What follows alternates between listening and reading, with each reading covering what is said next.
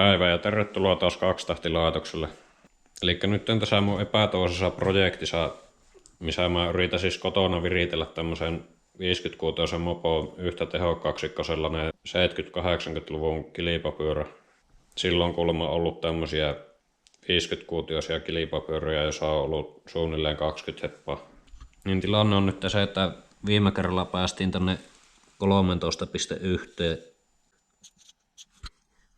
Ja se tuli sillä, kun mä vaihtoin nämä kommentaattorien pitkään ehdottamat kisasähköt. Tosi siinä nyt jäi vähän epäselväksi, että olisiko niillä vakioilla kuitenkin päässyt siihen samaan, jos olisi vaan älynyt laittaa sitä ennakkoa reilusti enemmän. Mutta eipä sillä ole nyt mitään väliä. Mutta siinä oli kyllä vielä semmoinen ongelma, että se ei pystynyt tähän 13 pari kertaa. Sitten kun se kuumeni, niin se hyytyi aika pahasti. Mutta mä luulen, että se vaan ylikuumenee ja mulla on siihen yhdenlainen ratkaisuehdotus tulossa. Ja nyt pitäisi keksiä taas uusi virityskohe, mistä saisi kaivettua vielä lisää. On tässä jo tultu ylöspäin paljon, mutta aika paljon pitäisi vielä nousta. Ja nyt mä tiedän varsin hyvin, että mitä mä seuraavaksi kokeilen. Minun silmissä hohkaa nyt punaisena tämä yksi osa täällä. Ja se on tämä pakoputken adapteri. No niin, eli tässä on nyt tämä putkiadapteri. Ja tämä on ollut tähän mennessä se kaikista isoin juttu.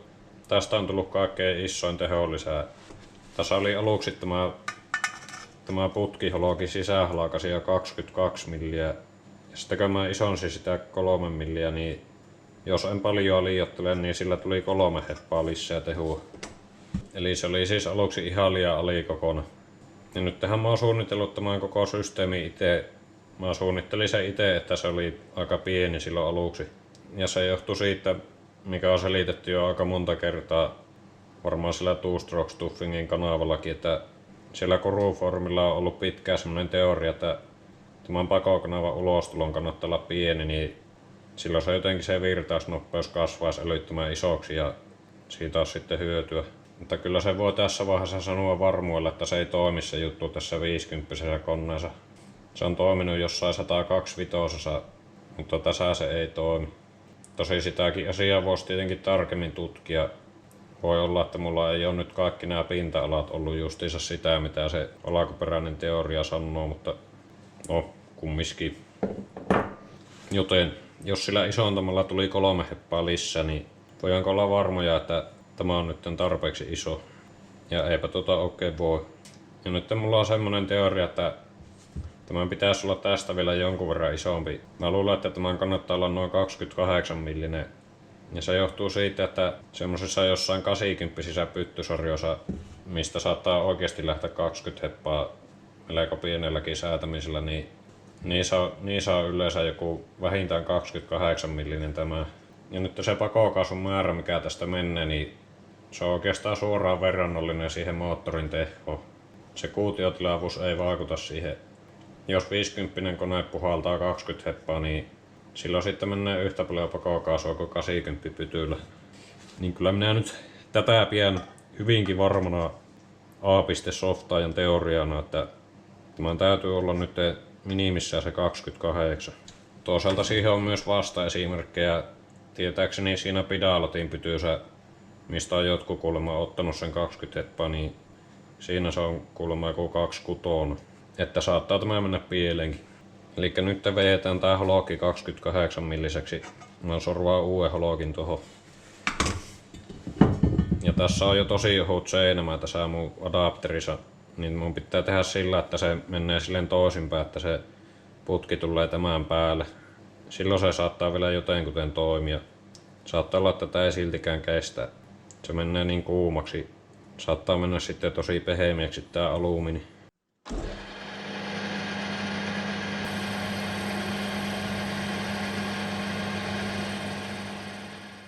Ja uusi 20 hepaan tehohologi tehdään putkesta, minkä löysin ojasta.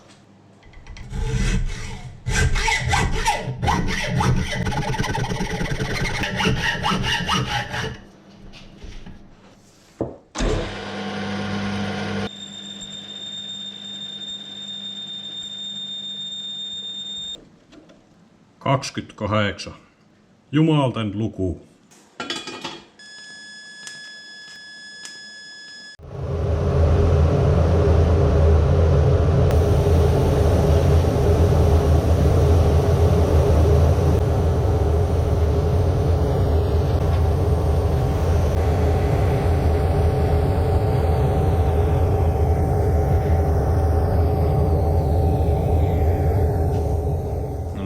sitten on tähän putkeen juotettu tää uusi holokki. Päätin taas kokeilla juottaa messingillä, niin se ei mene sitten niin soikeaksi. Mutta aika opettelua sekin jo.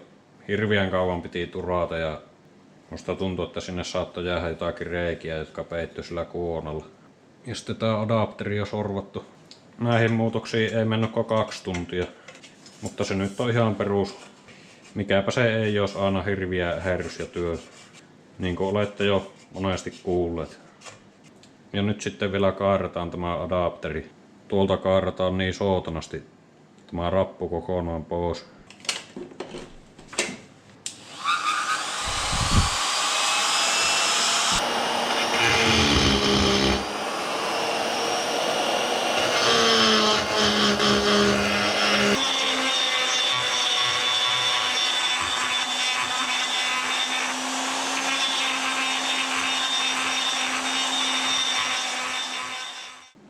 No niin, kairaus on suoritettu. Konkreettinen ero on ehkä pieni, mutta kyllä sitä yllättävän paljon lähti taas lastuun.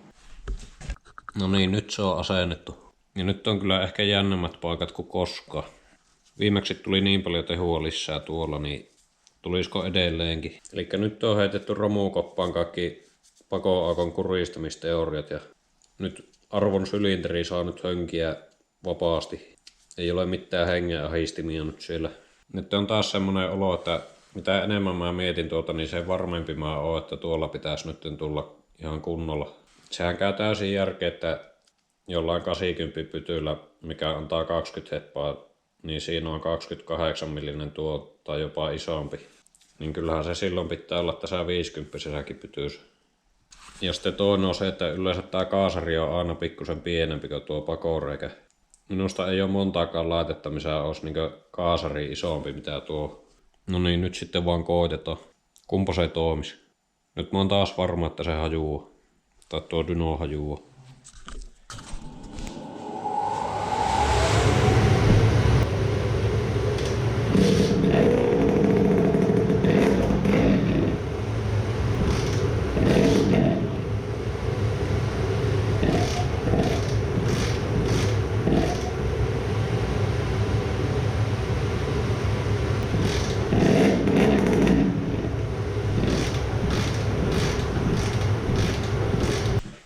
Nonni, ei lähde käyntiin. Rähtää, mutta sammuu heti.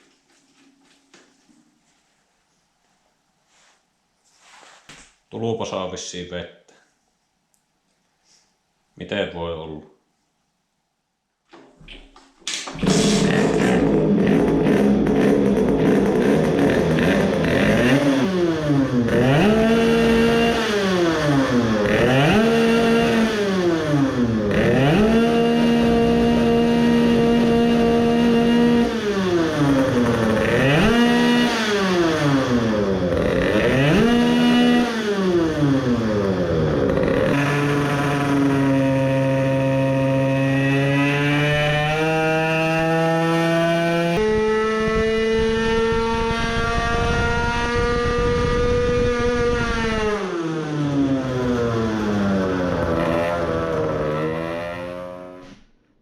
No niin.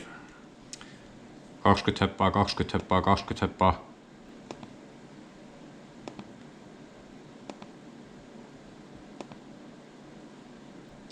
Ei.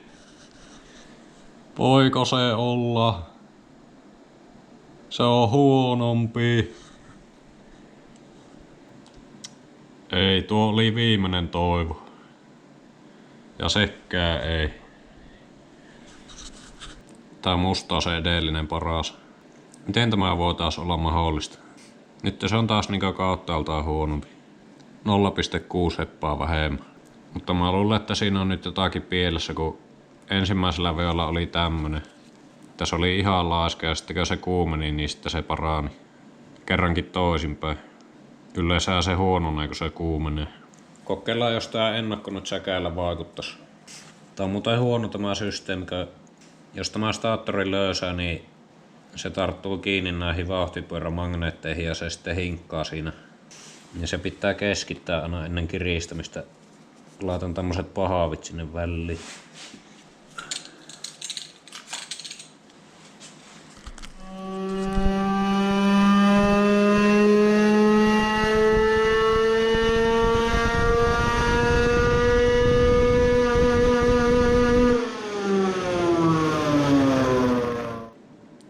Joo, se ei auttanut. Se vaan huononi kauttaalta ja tänne tuli pikkunäkö lisää. Seuraavaksi koitetaan isompi suuti ja jos se ei auta, niin sitten vaivutaan lopulliseen epätoivoon.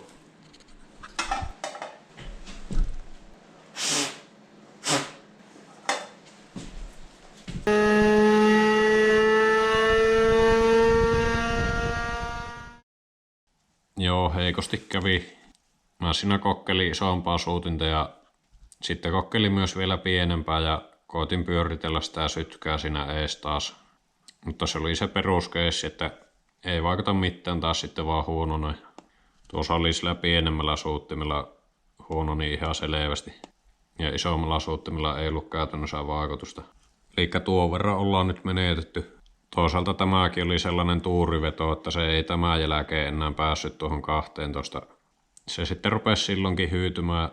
Eli ei tässä nyt välttämättä olla menetettykään kauheasti mitään. Mutta se on nyt ihan selvä homma, että tuo 28 mm holokki, niin ei se auta siihen enää. Se 25 oli jo tarpeeksi iso. Ties vaikka olisi ollut sekin jo vähän turha iso. Mutta pakko se oli tuokin kokeilla. Ei siinä vaan ollut muuta mahdollisuutta. Joo, eli mun piti jo luovuttaa, mutta sitten mä muistin tämän läppäjutun, että siinä on nyt nämä jäykät läpäät, on 0,4.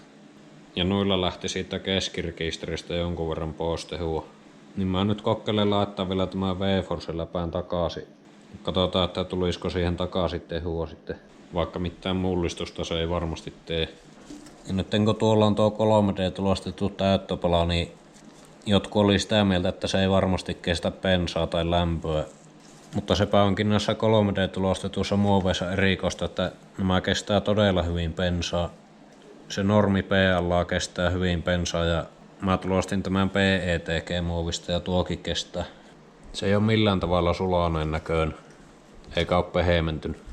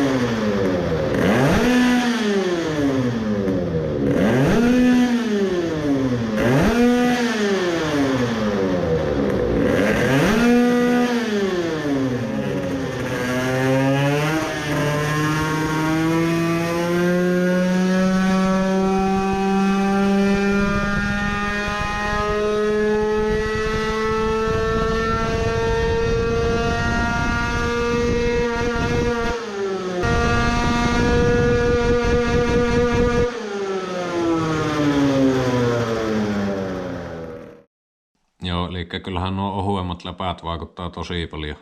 Nyt tuli 12,5. Taas uusi ennätys. Se on noin paljon parempi. Mutta edelleenkin se hyytyy. 3. veolla se on hyytynyt jo noin paljon. Se näyttää, että se hyytyy sitä nopeammin, mitä tehokkaampi tuo ensimmäinen veto on. 12,5. Eli se olisi 13,5 siihen inertiapenkkiin, luultavasti. Tuo ei ole etes enää kovin huono. Mutta enpä silti juhuli, kun se ei ole 20, eikä etes 15. Joo, eli nyt mä haluaisin saada se hyytymisongelman korjattua. Se ei ole oikein hyvä, jos se vaan kerran pystyy tekemään ennätyslukemaa ja sitten se aina hyytyy. Ja nyt mä sain kaverilta siihen tommosen apulaitteen. Tämän pitäisi kuulemma vaikuttaa.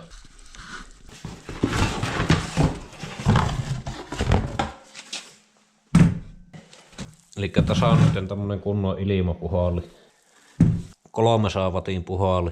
Tällä pitäisi saada semmonen kunnon puhuri tuohon syyläriin. Mä huomasin siellä vauhtipäivillä, että silloin kun tällä ajaa, niin silloin tämä jäähtyy tosi hyvin. Se pysyy jossain 40 nuo sylinterin lämmöt.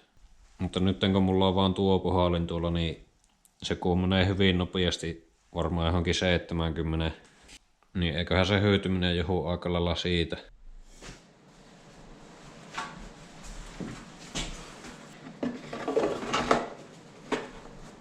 Tähänhän ei sähkömiestä tarvita. Dyno-tuulettimen kytkemiseen. Sokeripalalla vaan kaikki, niin hyvää tulla. Kyllä tämmönen vedonpoisto tähän, niin sitten se on hienosti tehty.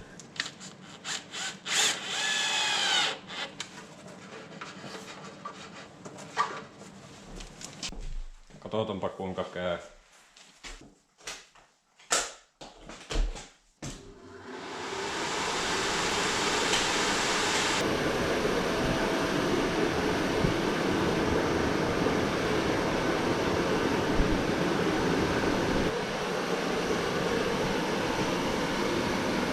Oi ei.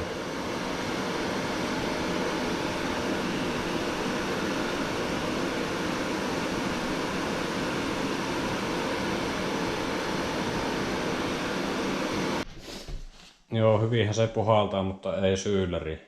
Se justiinsa menee tästä ohi. Kylläpä kävi taas huono säke. Pikkusen pitää kääntää.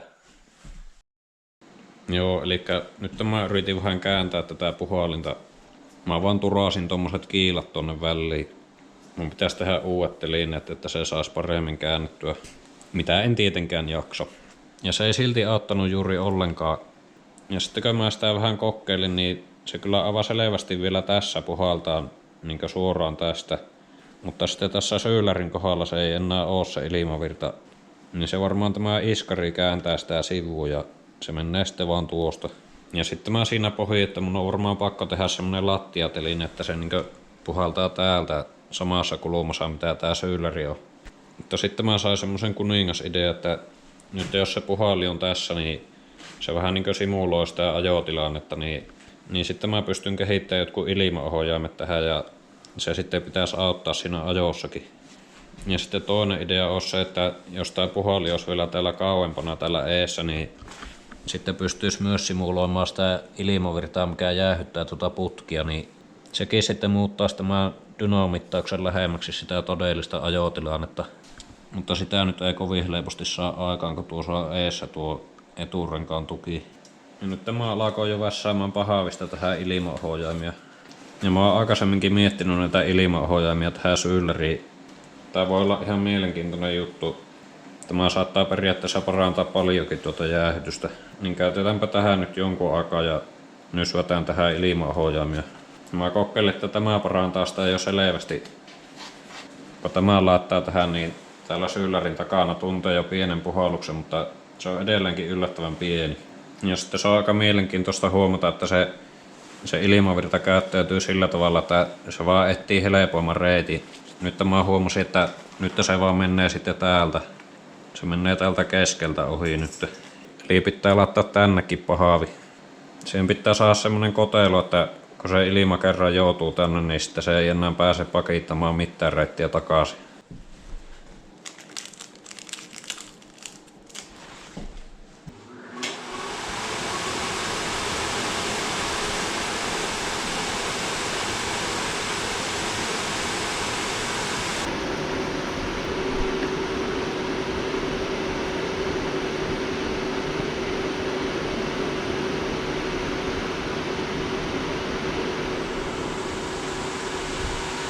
No niin, nyt sen pitäisi olla aika hyvä. Kyllä sitten nyt tuli ihan huomattava puhallus tämä syylläri läpi.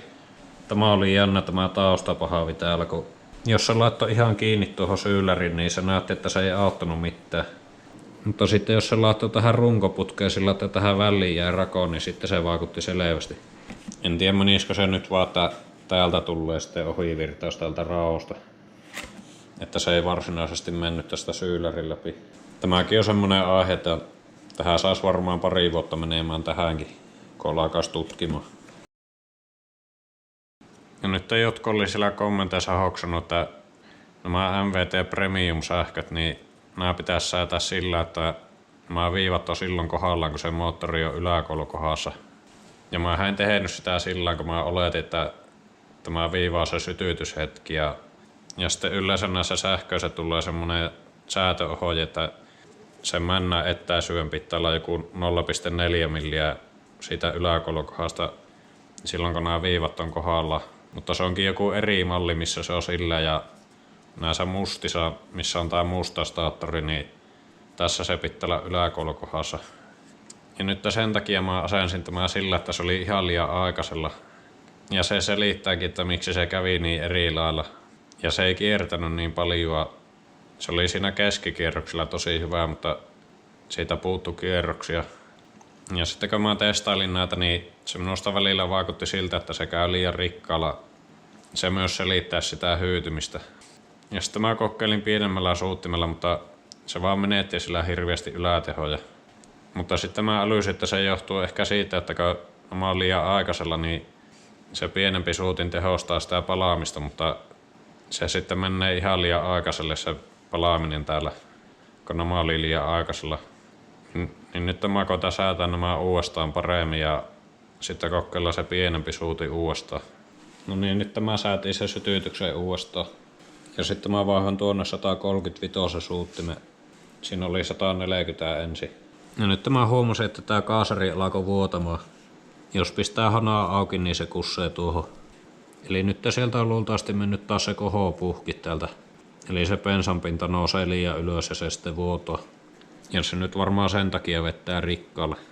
Eli kyllä se nyt voi viimeistään sanoa, että tää Kiinan kaasari on paska. Minähän en sitä aikaisemmin suostunut myöntämään, koska se toimii ihan hyvin silloin kun se toimii. Mutta jos sitten on nyt 2 kertaa mennyt se koho, niin ei ole hyvää laatua. Laitetaan siihen joku parempi. Mutta nyt kokeillaan vaikuttaako mitenkään tehoihin, jos ne seokset olisi nyt paremmin kohillaan ja sitten se ei ole liian aikaisella se sytkä. Ja nyt kun on tää kunnon puhallus, niin katsotaan, että hyytyykö se enää pahasti.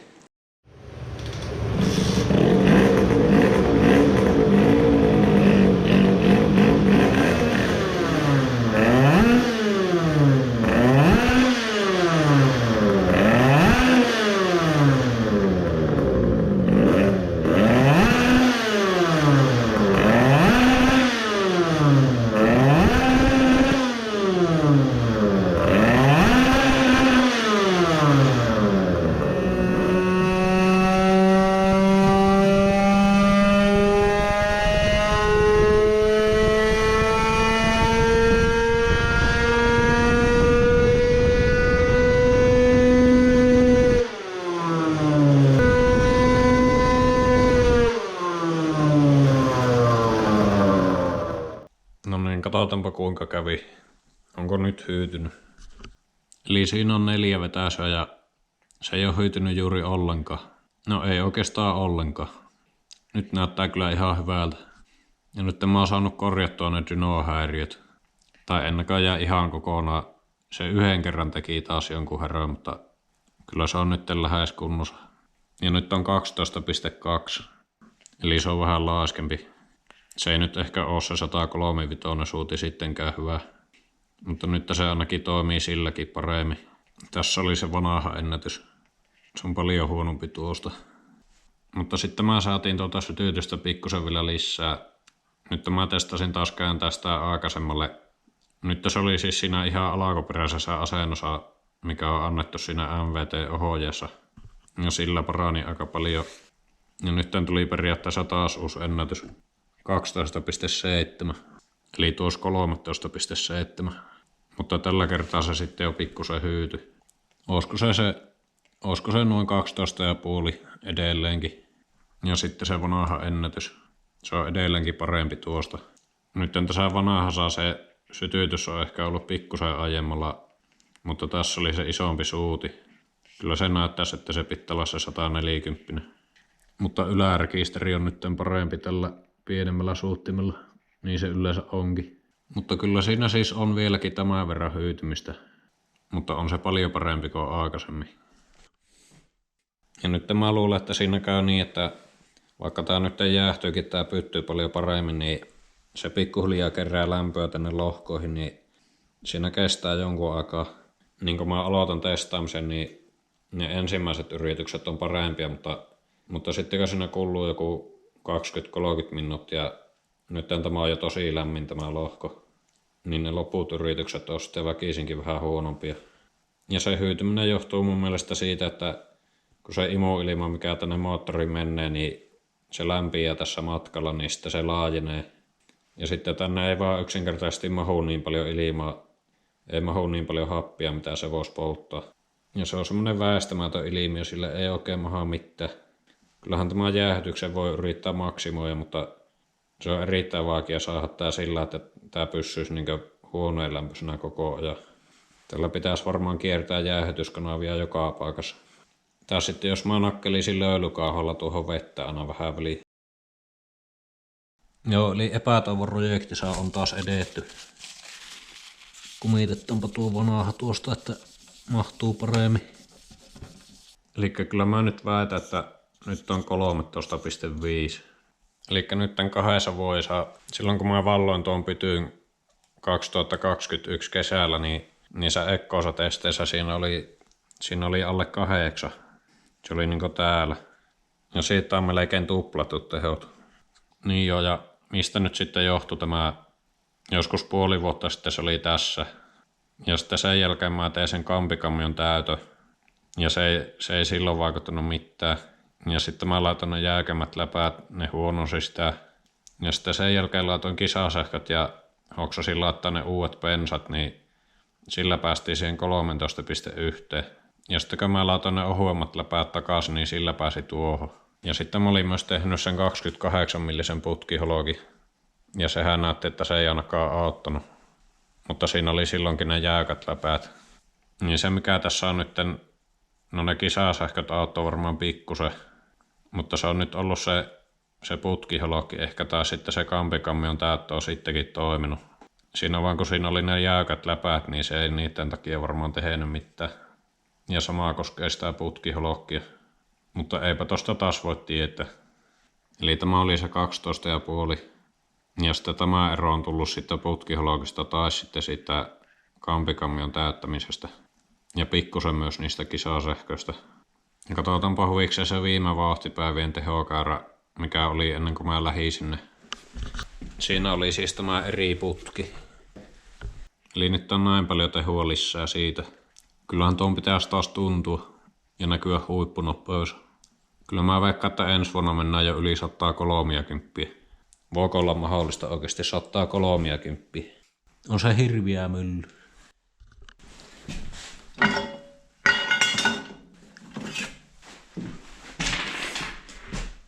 Tämä ompelukoneen tuo jalakaosa, niin se on nyt tuolla sylinterissä. Kyllä Singerillä kulkee. Saisinkohan mä Singeri-tarroja tähän moppoon? No niin, eli aikaisemmin mä rupesin jo puhumaan, että mä teen uuden sylinteri ja sanoin, että nyt luovutetaan. No joo, enhän minä oikeasti aio ikinä luovuttaa. Sitä vaan kiroten jatketaan matkaa perisuomalaiseen tyyliin. Aina vaan valitetaan, mutta silti ei tehdä asialle mitään. Nyt on kumminkin päästy tänne tuolla sylinterillä näinkin hyvää lukemaa.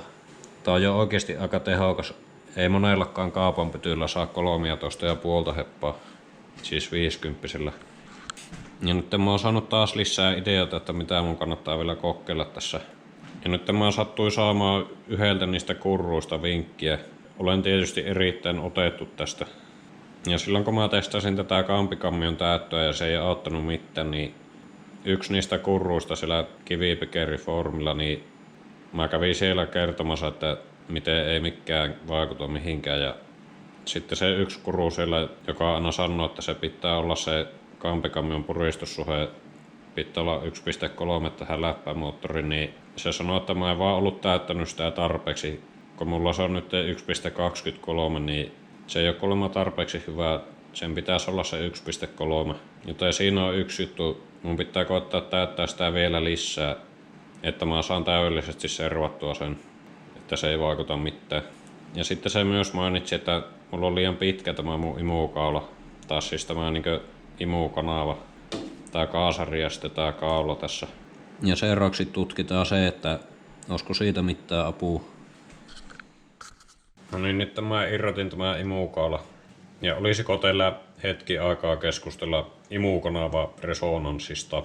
Eli nyt ennen kuin mä kokeilen lyhentää tätä imukaulaa, niin mä yritän selittää, että miksi sen pitäisi vaikuttaa. Ja nyt mulla on tässä tämmönen pahavimoottori. Ja tässä on sylinteri. Sitten tässä on mäntä. Sitten tässä on se kampikammio. Ja sitten tässä on imukanava. Tää kaasari olisi niin tässä ja sitten tää imukala ja sitten siinä pitäisi olla myös se läppäventtiili, mutta mä jätin sen nyt pois. Ja nyt mä oon joskus aikaisemmin puhunut, että tässä imukanavassa kulkee paineaaltoja ja siellä on sitten joku resonanssi juttu, mikä vaikuttaa sen moottorin käymiseen ja tehoon. Ja nyt mä ajattelin koottaa tässä demonstroida, että mikä se itse asiassa on se paineaalto ja miten se liikkuu siellä. Nyt mulla on tässä tämmönen palanen, jossa on niinku toisella puolella on sininen teippi ja toisella tommonen, en nyt muuta teippiä löytynyt. Ja tämä nyt esittää sellaista yksittäistä paineaaltoa. Ja silloin kun tää on näin päin, että tässä on tää keltavihreä teippi näkyvillä, niin silloin tää on niinku alipaineaalto. Ja sitten kun se on näin päin, niin silloin se on ylipaineaalto. Ja se tarkoittaa sitä, että silloin kun se on alipaineaalto, niin silloin se on semmonen niinku paikallinen alipaine täällä, että se kaikki ilma pyrkii menemään sitä kohti. Ja sitten kun se on ylipaineinen, niin sitten tämä pyrkii niinku työntämään. Tässä on tiheämmin ilmaa tai jotakin kaasua. Ja se pyrkii niinku työntymään eteenpäin täällä. Ja nyt kun tää moottori käy, niin tämä mäntä menee ylös. Se singahtaa ylös sillä hirveällä vauhdilla, mitä se sillä tekee. Ja sitten kun se on mennyt ylös, niin se tekee tähän alle tyhjiö. Tai ei se nyt oikeasti tee tyhjiötä, mutta kumminkin alipaineen, niin voidaan kuvitella, että siinä syntyy tämmönen alipaineaalto. Eli tänne on niinku jäänyt tyhjää, niin sitten täältä pyrkii menemään ne kaasut siihen tyhjiöön. Ja sitten sitä voi ajatella, että tämä alipaineaalto sitten lähtee etenemään taaksepäin. Että jos tässä oli ensin tyhjää, niin tästä tulee kaasua, mikä täyttää sen, ja sitten tähän jää vähän vähemmän tyhjää. Sitten täältä tulee taas kaasua, mikä täyttää se, niin sitten se niin menee tällainen. Se voi havaita sellaisena aaltona, mikä liikkuu siellä.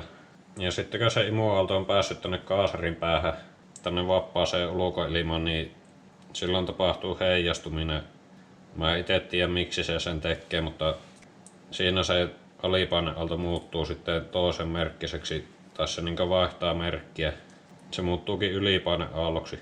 Ja sitten samaan aikaan tämä mäntä tietysti liikkuu täällä. En tiedä yhtä, että paljonko se olisi siinä oikeassa moottorissa liikkunut tässä vaiheessa. Mutta se on käynyt tuolla ylhäällä ja olisiko se sitten puolessa välissä tulossa takaisin alas. Ja samaan aikaan tämä ylipaineinen aalto, mikä on heijastunut täältä, niin se lähteekin takaisin tänne moottorin sisään. Minä en sitä itse osaa selittää, että mikä siinä saa aikaa sen, että siinä lähteekin sitten taaksepäin erimerkkinen aalto. Mutta näin se vain toimii kuulemma. Ja sitten tämä on tietysti paljon heikompi mitä se alkuperäinen aalto. Sitä mukaan kun se etenee, niin se menettää energiaa.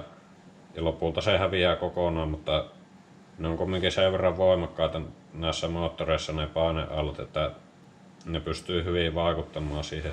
No niin, ja sitten mä unohdin tehdä tähän ne aukot tähän sylinteriin. Oletetaan, että tässä on huuhtelukanava. Ja sitten kun tämä moottorin kierto jatkuu, niin nyt tämä mäntä aukaisee tuo huuhtelukanava. Ja sitten tämä paineaalto tulee täältä lähemmäksi. Ja sitten mäntä lähtee takaisin ylös. Ja sitten se laittaa tuon huuhtelukanavan kiinni. Ja sitten tämä on ehtinyt tulla tämä paineaalto tänne. Mutta nyt tästä ei ole mitään hyötyä, koska tämä ehti mennä kiinni tämä huuhtelukanava. Ja mä en oikeasti tiedä tarkkaan, että miten tämä periaatteessa, mitä siellä oikeasti tapahtuu, mutta tässä on ainakin yksi arvelmus, että näin siinä voisi käydä, että tästä ei tällä kertaa ollut apua, kun se ehti mennä kiinni se huuhtelukanava. Ja sitten toinen veikkaus on se, että kun tämä mäntä lähtee takaisin ylös, niin tässä syntyy uusi sellainen alipaineaalto. Niin sitten tämä ylipaineaalto vähän niin kuin kumuaa sitä. Niin sitten lopputuloksena siihen ei tule niin kovaa imua. Että tämä vähän niin kuin häiritsee sitä toimintaa silloin. Tai silloin se on epäoptimaalinen se toiminta. Eli siis tämä paineaalto on tullut huonoa aikaan tänne. Ja se, että milloin se tulee tänne, niin siihen voi vaikuttaa tämä imukanavan pituudella. Eli nyt jos tehdään se, minkä mä aion kohta tehdä, eli lyhennetään tätä imukanavaa. Niin nyt mä yritän toistaa tämä sama juttu sillä, että tästä olisi mukaan nyt jotakin apua. Tämähän on tietysti täysin kuvitteellista. Eli nyt mäntä lähti ylös, imasi alipaineen tuohon. Ja sitten alipaine lähtee tänne, mäntä lähtee alas. Ja alipaineaalto heijastuu. Mäntä on aukossa huuhteluaukot. Niin nyt ylipaineaalto pääsee tänne huuhteluaukosta. Zoom. Sylinteriin tuli ahtopaine. Ja nyt mäntä sulkee huuhteluaukot. Ja nyt meillä on suuren suuri ahtopaine täällä. Tänne tuli nyt enemmän täytöstä, eli ilmaa ja polttoainetta. Ja siitä saadaan niitä kuuluisia hevosia. Eli tämä nyt tapahtuu jollain tietyllä kierroslukualueella. Se on ehkä vain joku 2000 tai 1000 kerrosta leviä se alue, missä tämä juttu toimii. Ja silloin puhutaan siitä, että tämä imupuolen resonanssi toimii. Ja sitten kun meillä on tämä tehaari täällä, niin tässähän on myös se oma resonanssi. Eli siis se, että joillain kierroksilla se tekee sopivassa kohdassa se alipaineen tänne ja sitten se paluuaalto estää sitä seosta karkaamasta sitten pakoaukosta ulos. Eli se tapahtuu jollain kierroslukualueella. Niin nyt oletettavasti tämä imukanavan resonanssi kannattaa sovittaa tämän pakoputken kanssa, että täältä tulisi niin ylipaine sopivasti samaan aikaan kun tämä putki tekee alipaineen. Ja oikeastaan tämä koko moottori on yksi iso resonanssisysteemi. Siinä on siis hillittömät tehot silloin kun ne kaikki paineaallot saadaan toimimaan sopivasti niin, että se ahtaa tänne männän päälle sitten mahdollisimman paljon sitä seosta. Ja sitten siihen resonanssikiерroslukkuun vaikuttaa myös tämä kampikammion tilavuus, koska sekin muuttaa sitä tämän aallon etenemistä täällä. Ja nyt ymmärtää tämä, että tämä kaksitahtikone on oikeasti yksi tämmönen iso resonaattori. Tavallaan tää on jonkinlainen soitin, mikä tietyillä kierroksilla alkaa soimaan. Niin nyt ymmärtää varsin hyvin sen, että minkä takia tämä kampikammion puristussuhe ei vaikuta sillä tavalla, miten aluksi luulisi. Kun sitä luulisi, että kun tätä pienentää, niin silloin tämä mäntä pystyy voimakkaammin pumppaamaan täältä alhaalta ylös niitä kaasuja. Mutta oikeasti siinä on paljon merkittävämpää se näiden aaltojen liikkuminen siellä. Ja nyt kun tässä minun moottorissa on se läppäventtiili tässä välissä, niin se vaikuttaa siihen aika paljon. Mä luulen, että siinä läppämoottorissa nämä imuresonanssit ei ole oikeasti edes niin voimakkaita, koska se läppä tässä välissä se estää niiden aaltojen kulkua ja hajottaa niitä. Ja sitten sillä läpäällä voi olla myös omia resonansseja, että ne läpäät rupeaa tekemään siinä jotakin odottamatonta. Mutta sitten jos on semmonen vanha-aikainen mäntäohjattu moottori, siinä mäntäohjatussa moottorissa tämä mäntä aukaisee itse imukanavaa, niin siinä nämä imukanavan resonanssit on tosi voimakkaita. Ja samoin siinä sivuluustimoottorissa, missä on se pyörivä kiekko, mikä aukaisee ja sulkee tätä. Eli en ihmettele, jos tämä muutos ei vaikuta paljonkaan. En olisi kyllä ihmetellyt muutenkaan. Eli nyt kun mulla on tää imukaala, tässä on tuo alumiiniputki tuolla ja sitten tässä on tää kumi, mikä kiinnittää sen kaasari siihen. Niin mä 3D-tulostin tämmösen lyhyemmän versio, mihin ei tarvitse tuota väliputkia. Se kaasari menee suoraan tähän. Ja tämä on TPU-muovia. Tämän pitäisi olla semmoista joustavaa, mutta käytännössä tää on kyllä silti aika jäykkää. Ei tämä taivu juuri ollenkaan nyt, varsinkin jo täällä on aika kylmä. Mutta tämän pitäisi kestää myös bensaa hyvin. Ja eipähän ollut vaikea tehdä. Mun pitää porata tähän vielä pari reikää ja vähän sahata tätä.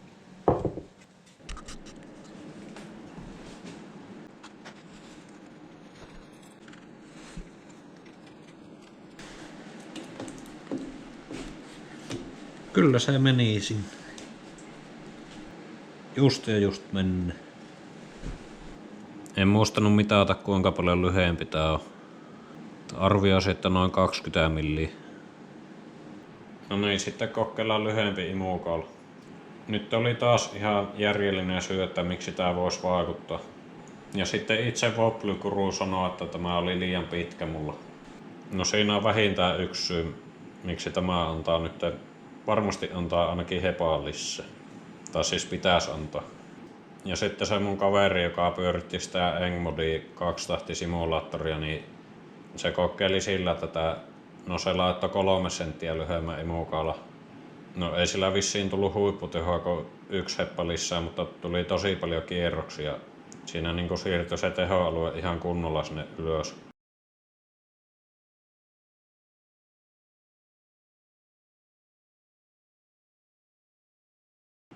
No mä ite veikkaan, että tää auttaa, mutta tuskin paljon. Jos viimeksi ennätys oli 12,7 kylmällä koneella, niin nyt mä veikkaan, että se on tasan 13.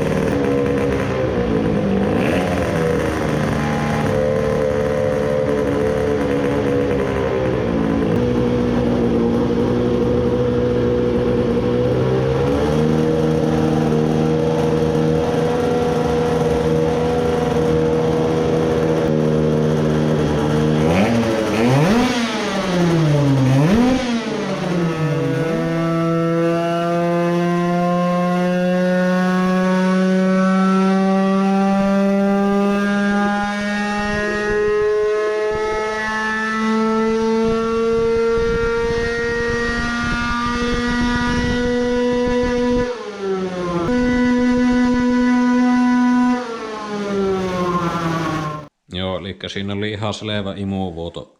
Se tuosta jostain välistä vettää ilmaa. Mutta se silti kumminkin tuntuu vetävä ihan hyvin. Ja sitten mä kokeilin myös ryyppy päällä. No niin, ja täällä on sitten taas hauska tulos. Mä ehtin jo katsoa se. Ei ole vaikutusta. Imuaallot on huuhaata. Ei mitään eroa. Nyt näissä käärissä pitäisi olla aika samaa lämpötilaa. Toinen oli 4 ja toinen 3. Ei vaan vaikuta. Ja tietysti siinä oli nyt se imuvuoto ja se kannattaisi korjata. Se voi tietysti vaikuttaa. Mutta mä nyt vähän epäilen, että ei se imuvuoto oikeasti välttämättä vaikuta kovaa siihen tyhjäkäyntiin ja ehkä osakaasuun. Koska se on kuitenkin ihan älyttömän pieni vuoto. Se tietenkin vaikuttaa siihen tyhjäkäyntiin, kun se saa siitä paljon ilmaa ohi. Mutta sitten kun kaasu on auki, niin silloin se vuoto on kyllä ihan mitätön verrattuna tuohon kaasarin kokkoon. Ja minusta tämä tuloskin vähän kertoo sitä, että ei se imuvuoto oikeasti vaikuta mitään tehoihin. Siis tollanen pieni vuoto. Jos se vaikuttaisi, niin miten se voi olla noin lähelle sama? No kyllä se kannattaa silti joka tapauksessa korjata, mutta minusta nyt oli mielenkiintoista tuo, että se ei näytä vaikuttavaa se vuotokaan oikeasti. Niin tulipahan mainittua.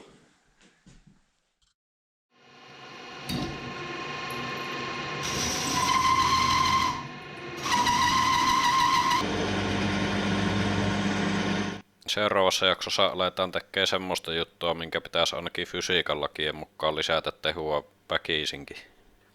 Jos ei lisää, niin sitten en tiedä. Mutta tämmöistä ei ole ainakaan moni poika tehnyt moppoa.